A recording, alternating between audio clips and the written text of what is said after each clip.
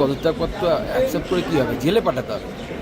শতদ্রু যদি জেলে যায় তাহলে এ কেন যাবে না? এ তো চালাক। শতদ্রু তো বড়ে, আসল মালিক তো এ। তো শতদ্রু জেলে গেলে এদের দুজনকেও জেলে যেতে হবে, সুজিত বোস এবং অরূপ বিশ্বাস, এই দুজনকেই জেলে যেতে হবে।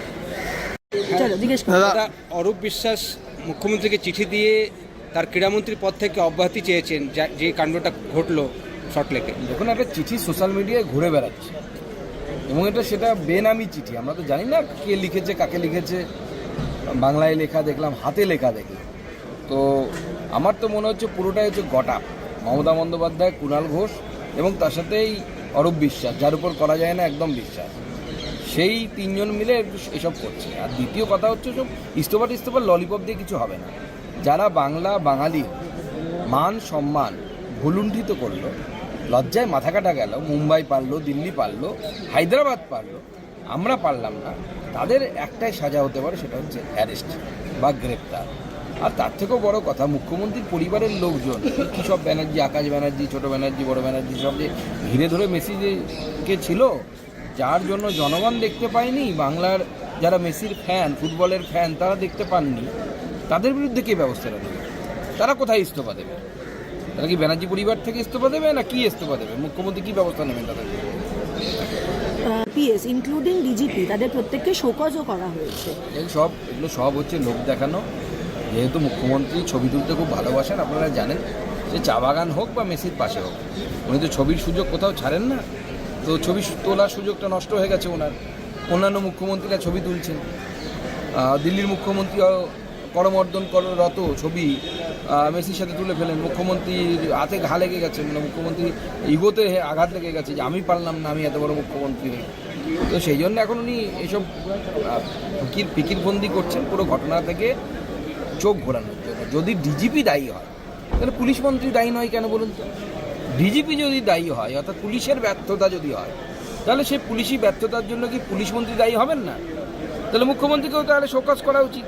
মুখ্যমন্ত্রীকে শোকজ কে করবে? মুখ্যমন্ত্রীর দায়িত্ব নেওয়া উচিত না? আর তার থেকেও বড় কথা, পুলিশ শোকজ হয়েছে ডিজিপির উপরে, পুলিশ ভিড় আটকাতে পারেনি বা মেনটেন করতে পারেনি। আচ্ছা, যে বোতল, জলের বোতল 30 টাকার বোতল বা 50 টাকার বোতল 300 টাকায় বিক্রি হচ্ছিল, এটা আটকানো কি পুলিশের কাজ? ওখান থেকে তো পয়সা খাওয়ার, কাটমানি খাওয়ার ব্যবস্থা করেছিল এই তৃণমূল কংগ্রেস। দাদা, রাজ্যি দল যাচ্ছেন জল শক্তি মন্ত্রকে। তাদের দাবি যে জল শক্তি মন্ত্রকের আন্ডারে একাধিক প্রকল্পে বহু টাকা বাকি রয়েছে।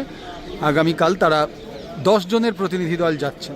এরকম বিভিন্ন প্রতিনিধি দল নিয়ে তো এর আগে ওনারা গেছে, কিন্তু সেই প্রতিনিধি দল কি উত্তর দিতে পারবেন যে 200 টাকার যে কল হয়, যে কল দিয়ে জল পড়ে, প্লাস্টিকের কল, সে কত টাকায় বিক্রি করেছে? প্রধানমন্ত্রীর পাঠানো টাকা থেকে চুরি করে তৃণমূল কংগ্রেসের যারা ওখানে নেতা আছে, লোকাল নেতা, কাটমানি খেয়ে, তারা এক একটা কল কত টাকায় বিক্রি করেছে? এই কল কি বিশেষ অনুপ্রাণিত কল? তার জন্য দাম বেশি। 200 টাকার প্লাস্টিকের কল বিক্রি হচ্ছে 1000 টাকার উপরে।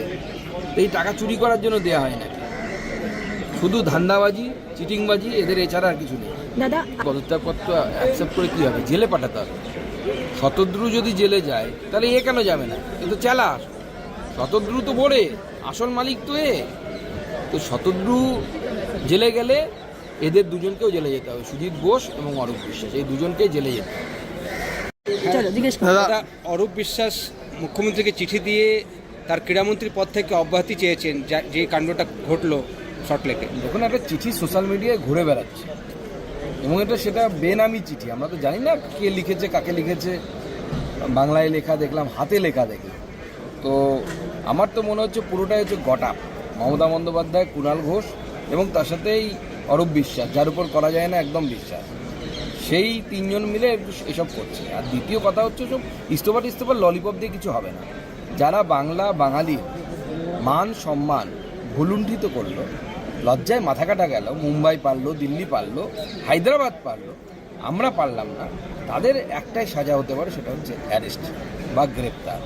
আর তার থেকেও বড় কথা, মুখ্যমন্ত্রীর পরিবারের লোকজন, কী সব ব্যানার্জি, আকাশ ব্যানার্জি, ছোটো ব্যানার্জি, বড় ব্যানার্জি, সব যে ঘিরে ধরে মেসিকে ছিল, যার জন্য জনগণ দেখতে পায়নি, বাংলার যারা মেসির ফ্যান, ফুটবলের ফ্যান, তারা দেখতে পাননি, তাদের বিরুদ্ধে কে ব্যবস্থাটা নেবে? তারা কোথায় ইস্তফা দেবে? তারা কি ব্যানার্জি পরিবার থেকে ইস্তফা দেবে না কি ইস্তফা দেবে? মুখ্যমন্ত্রী কী ব্যবস্থা নেবেন তাদের?